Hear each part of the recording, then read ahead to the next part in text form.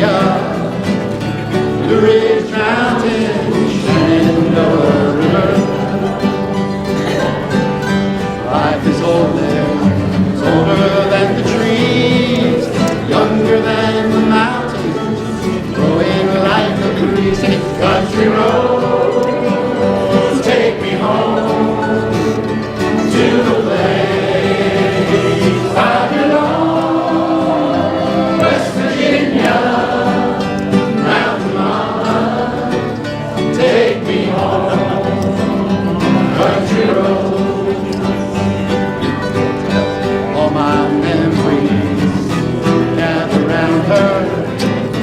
Miner's lady, stranger to the water, dark and dusty, painted on the sky, misty taste of moonshine, teardrops in my eyes. Sing it. Country roads, take me home to the place I belong. West Virginia, Mountain Mama, take me home. Country roads.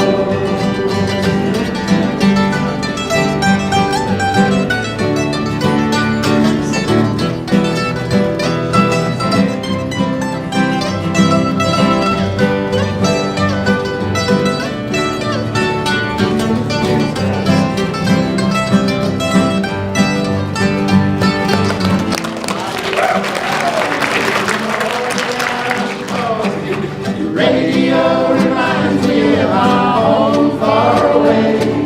Driving down the road, I get a feeling that I should have been home yesterday.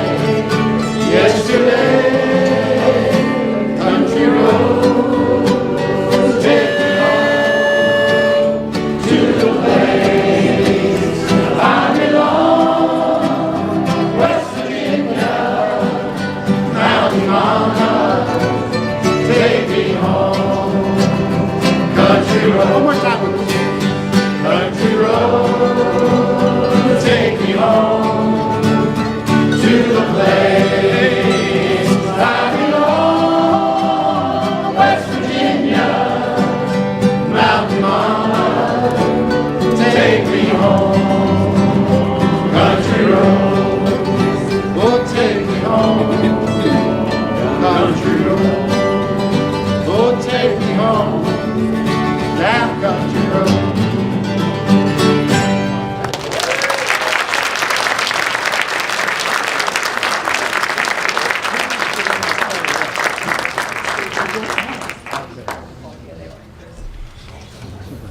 Let's see. I know. That's a Jimi Hendrix song. Maybe we'll go micless, okay? It's okay.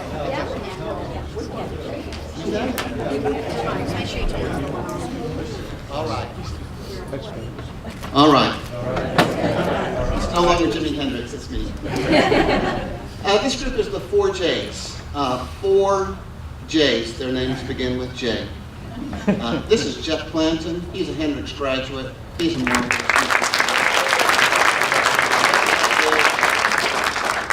This is Dr. Joe Lombardi, taught biology at Hendrix College, now retired, reincarnated as John Denver. So,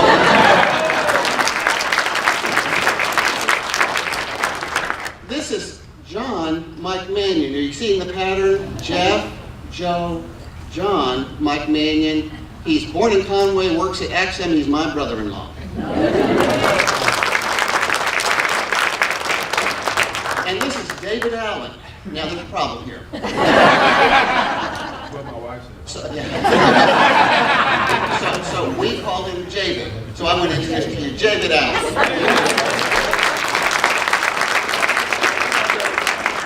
We play music every week in assisted living centers. 4 different places for people in their 70s, 80s, and 90s, and 100s. And we love it. So I wanted you to get to hear some of them. We'll play a little later. Now, speaking of people in their 70s, 80s, and 90s, I want to introduce my father-in-law, Dr. Art Johnson.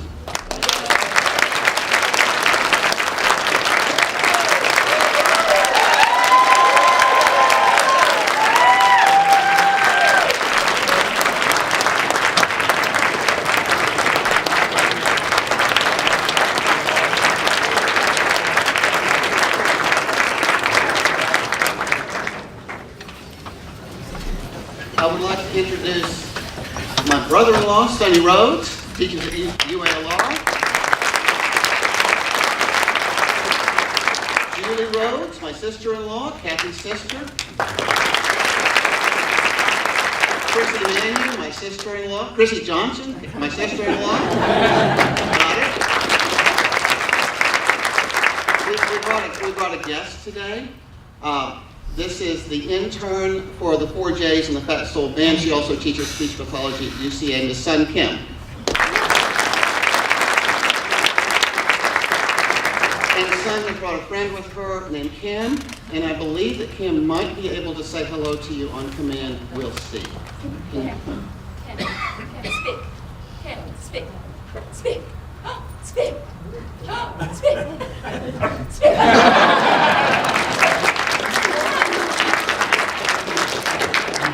This is Kim's first public performance. Speak and shake my hand. They sound so similar. You know what I mean? This is my wife, Kathy McDaniel.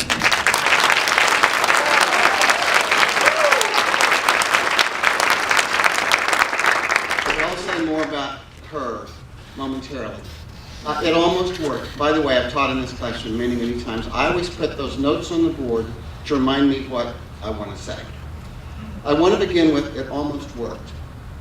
I knew I needed to retire, but I had been in this room hearing people give these talks.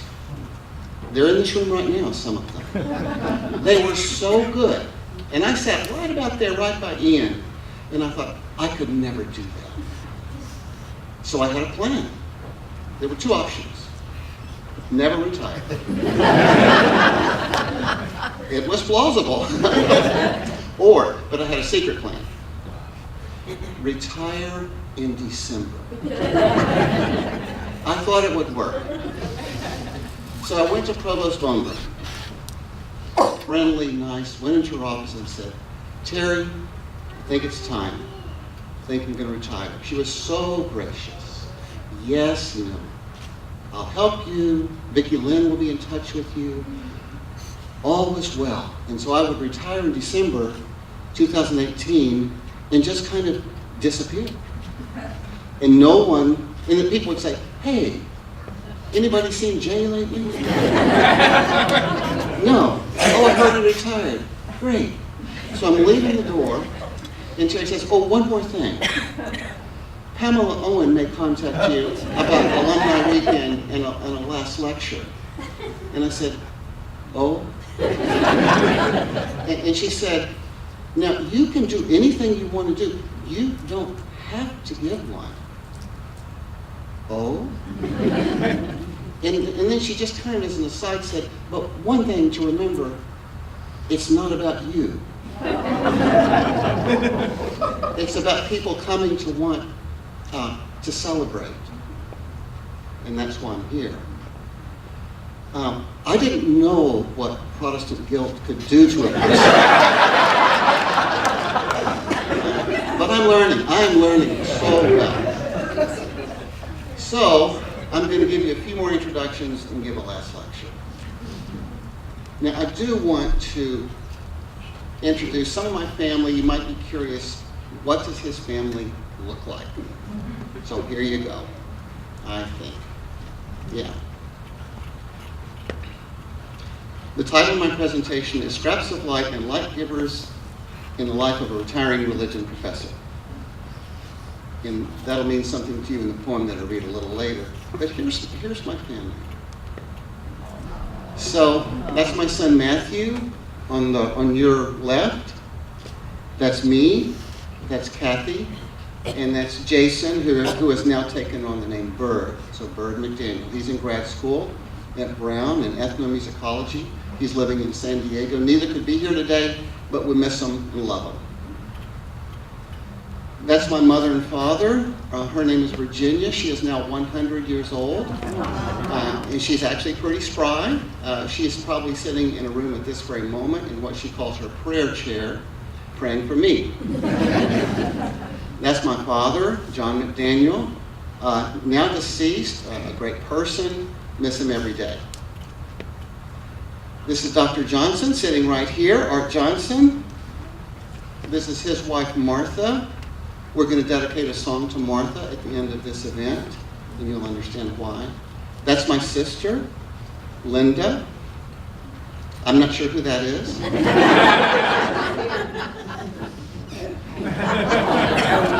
This is Zoe on the right. Luna. Yes, on your right. Levon is a relaxed dog. So that's Levon.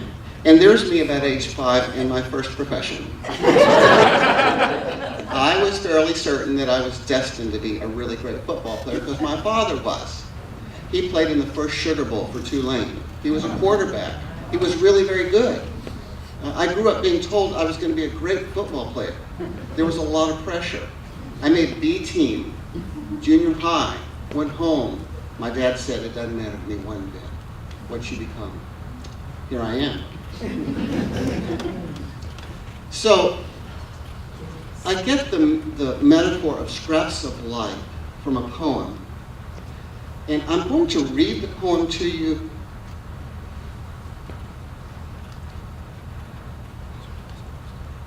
And you see what you think. It's by a woman named Deborah Cooper. It goes like this. I see the way the chickadees take turns at the feeder. I watch a neighbor take her husband's hand. I see the way the sun will find the only interruption in dark clouds to toss this amber light across the pines. I see a row of cars stop on the road until the orange cat has safely crossed, then take off slowly should she change her mind. I'll watch the way my brother lifts our mother from the wheelchair to the car, the shawl he lays across her lap. I save up every scrap of life because I know that it will take each tiny consolation every day to mend the world. Most of my teaching life, I have wanted to help people find scraps of life. I know that some people teach biology, chemistry, poli-sci, but my game has been scraps of life that will help people feel whole and then empower them to want to help mend the world. Scraps of light are experiences and the light givers of people, and dogs.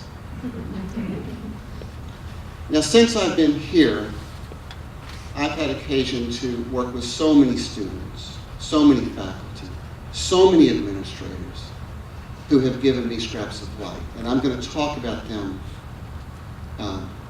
at the tail end, show you some pictures. But one scrap of light that I was able to bring to Hendrix some years ago that some of you have seen was a Zen Master from Japan. And his name was Kedo Fukushima. Now,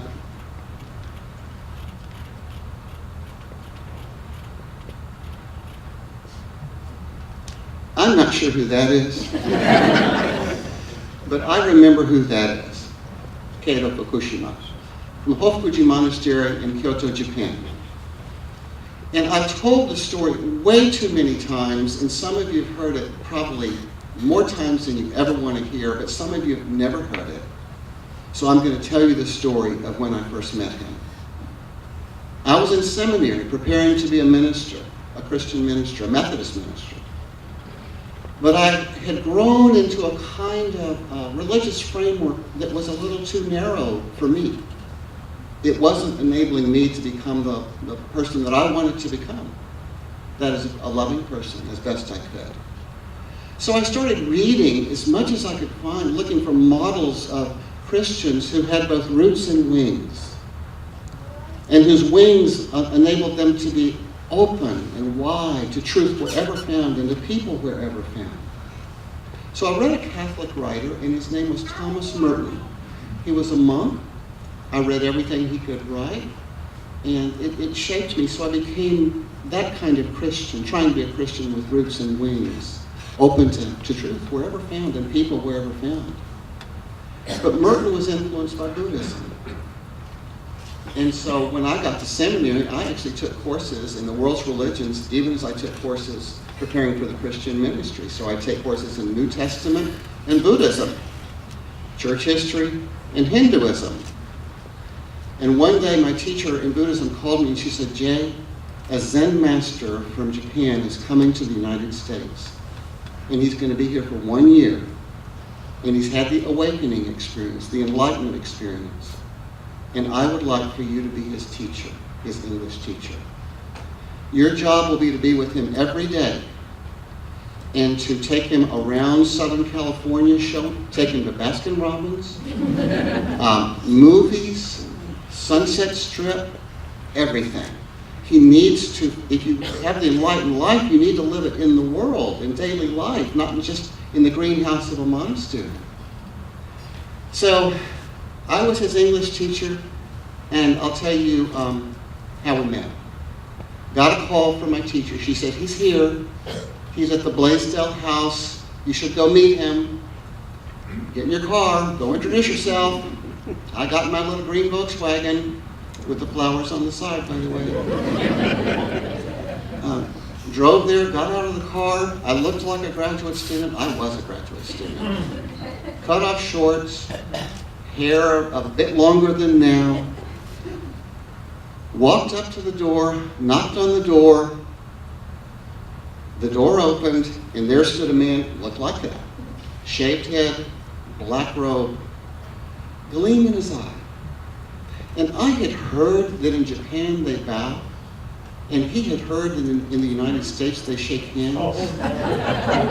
So, this is true. Our first encounter was like this. Me raising my hand. Me giving the most awkward bow in the history of the universe. And him raising his hand. And so our first encounter was like this. And he laughed. He laughed a great, joyous laugh. And I remember thinking, you're not supposed to laugh. You've attained nirvana.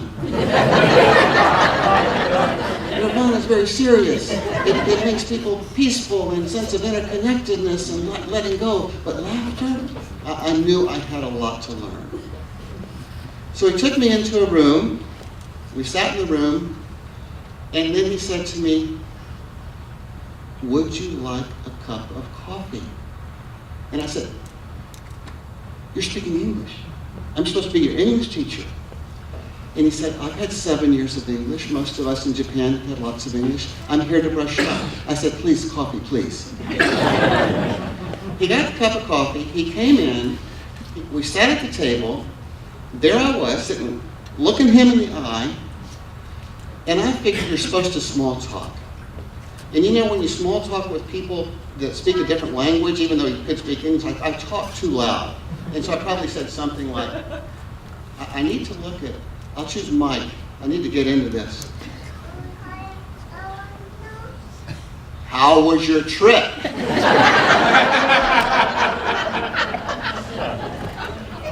And he said, fine, thank you. And I don't know what it was, but for some reason it had built up in me. He's attained the enlightenment experience, and I haven't. I'm just a Methodist. And so I leaned over and looked at him like this. Tell me, what do you know that I don't? I was an intense young guy. And he said, without one moment's notice, he said the following. I am you, and you are me, but you don't know that. I am you, and you are me, but you don't know that. I figured it's time to get back to small talk. How were the meals, though? How were the meals? I want to tell you what he didn't mean. He didn't mean that everybody collapses into sameness. that everything is really tapioca pudding, of one color, one shape, one taste. He really didn't mean that at all. But he did mean that we're actually made of one another, even as we're also distinct. That people can be outside our bodies, but they're inside our hearts. And we wouldn't be us without them. And not just people, but places. Outside our body, but inside us. We wouldn't be us without them. And even people that irritate us, outside our body, but under our skin. And we wouldn't be us without them. So in one fell swoop, he was saying, don't think of yourself as a skin-encased ego, cut off from the world by the boundaries of your skin. Think of yourself as a person, a self, who is composed, who is made of other people and your relationships to them. Now, I myself am a Christian, and I myself am a theist. So I believe there's a deep mystery, a deep listening in whose life we live and move and have our being. I think that reality too is composed of our relationships. That reality too is affected by everything that happens in a deeply intimate and loving way. But he was not a theist. He was a Buddhist. Fine. And he was simply making that point. That's story number one. Story number two. I've taught in this class very often. I've taught world religions. One class I had, I'll never forget, and I'm going to show you a picture of one. Oh, yeah, I'll show you the picture of one of the students. Florence Hung.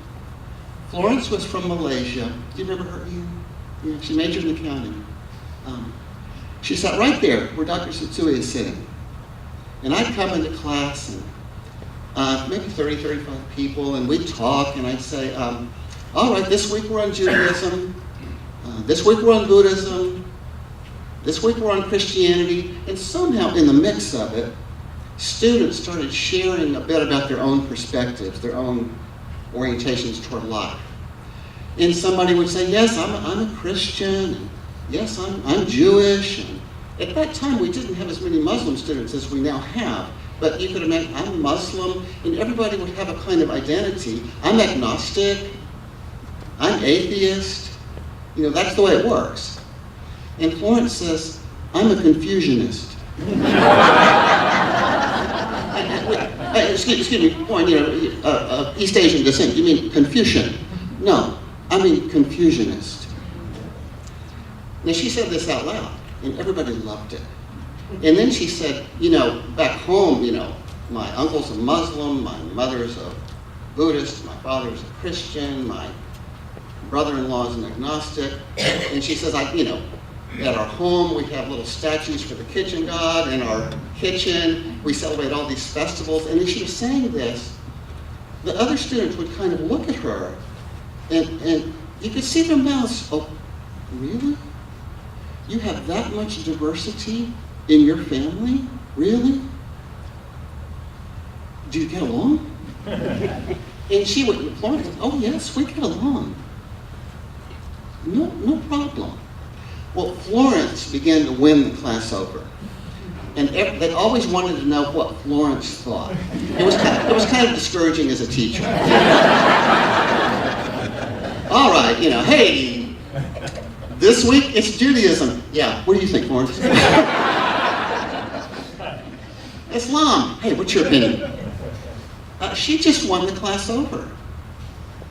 And so on the last day, she was going back to Malaysia. And she walks and sits right where she always sits. And we really, really grew just to care about her. And a student said, Florence, you make the whole richer. You make the whole richer. We wouldn't be us without you. And a student kind of sitting right over there And I knew this student a little bit. He was kind of an evangelical Christian. He said, "You make God richer too. You make God richer too." And that expression, "you make the whole richer." And maybe God is enriched also by the plenitude, by the multiplicity, by the diversity. Now, if those aren't scraps of light, I don't know what is. And I've been lucky enough to teach at Hendrix, and those are just two examples, Roshi. But my scraps of light have been lots of people too that some of you know.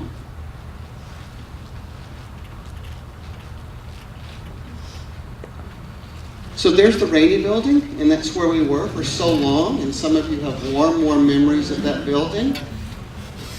And I'm not sure who that person is right there. No, it was a great Friday afternoon discussion, and we do these Friday afternoon discussions, and he did one, Dr. Satsui did. It was so good. There's some students that some of you are here know, Friday afternoon discussion. The key in the Radian Building was the same as the key in life: food, music, and storytelling. You learn that in kindergarten. That brings people together. It's what brought people together in the Radian Building too. So always food, always food. We're moving to this location, and we are very excited. It is really going to be quite beautiful. This is Ellis Hall. It's going to be the new home for religion and philosophy. It's going to be great. So everybody's looking forward to it. But I want to just remind you of some people that may have been scraps of light for you.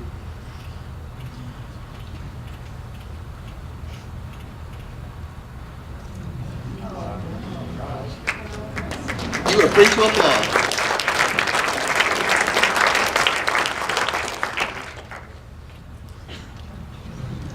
John Farthing, John Churchill, Lawrence Schmidt. Lawrence was always a little too intelligent to my mind, so I needed to kind of cut his head off a little bit. Peg Pulse Corbett, Dr. Blondie. The staff was by all means as important as the faculty. Cullen Whedon, no longer with us, but she was certainly with us then. Dr. Harris, not staff but faculty. Vicki Davis. Wayne Clark. I think I know her. Kathy Goodwin there for so many years. Such a wonderful presence. Rock Jones was there for a while. There was a young secretary there early on. Her name is Kathy. And she was about as beautiful in spirit and everything else as I could imagine. And that's where we met. So thank you.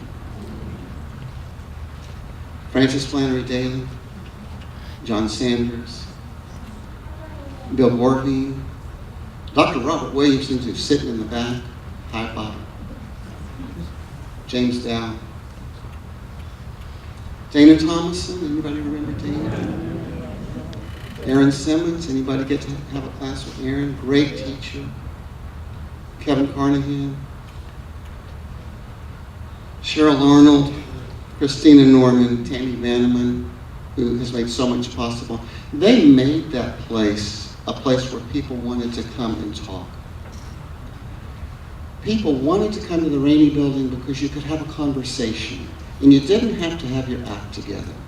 You just wanted to explore. And it was a place where you could share ideas. How many of you have been in the Radian Building lobby? Yeah. Thank you. And you made that place, and we appreciate that. Scraps of light, certainly for me.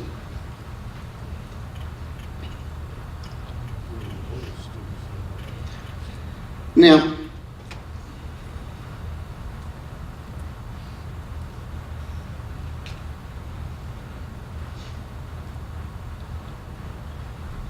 I've told you how it almost worked. I've done my introductions. I read my poem. I told the story about the Zen Master. I told the story about Florence Hung.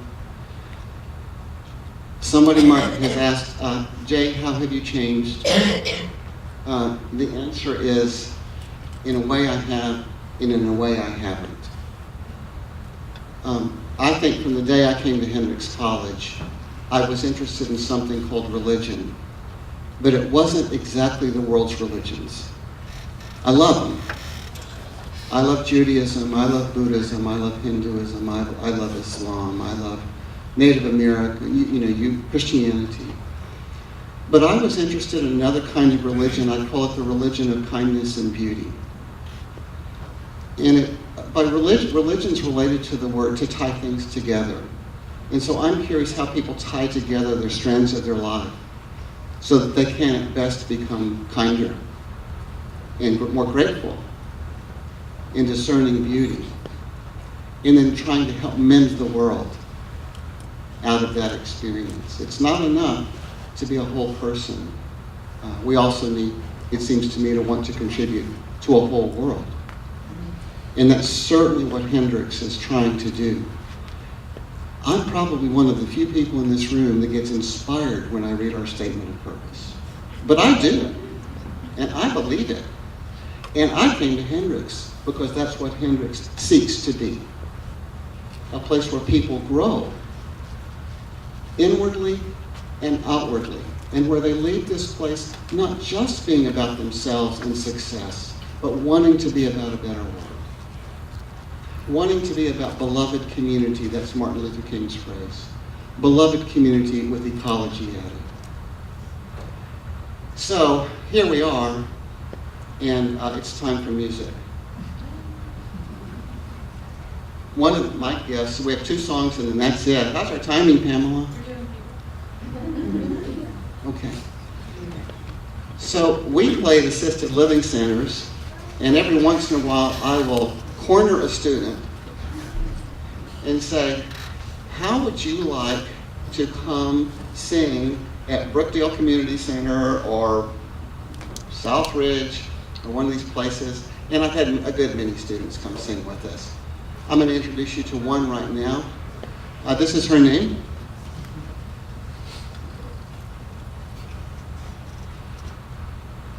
You're welcome.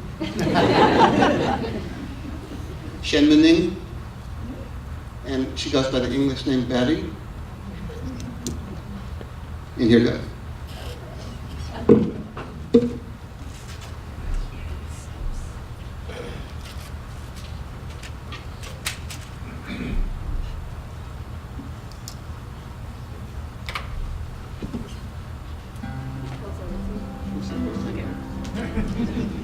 So this song, I will know the first line and that's about it. It's going to be in Chinese, and the song in Chinese is called The Moon Reflects Your Heart. So it doesn't matter what land you're in, doesn't matter who you are, you look up at the moon, and the reflection shines on you and everybody else. It connects you with everybody else.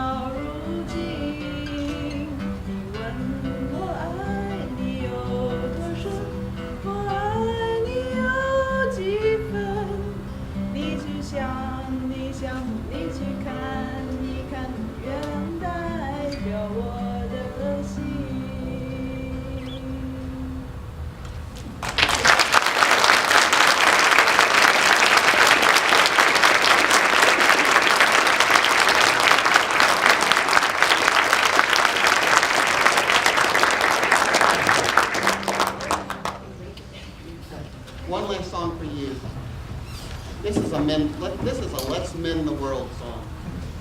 Let's not beat around the bush. Let's help build just and sustainable communities, just, sustainable, and joyful communities where nobody's left behind. Let them be multicultural, let them be multi-faith, let them include lots of different kinds of people, let them be socially just. If only we had a hammer.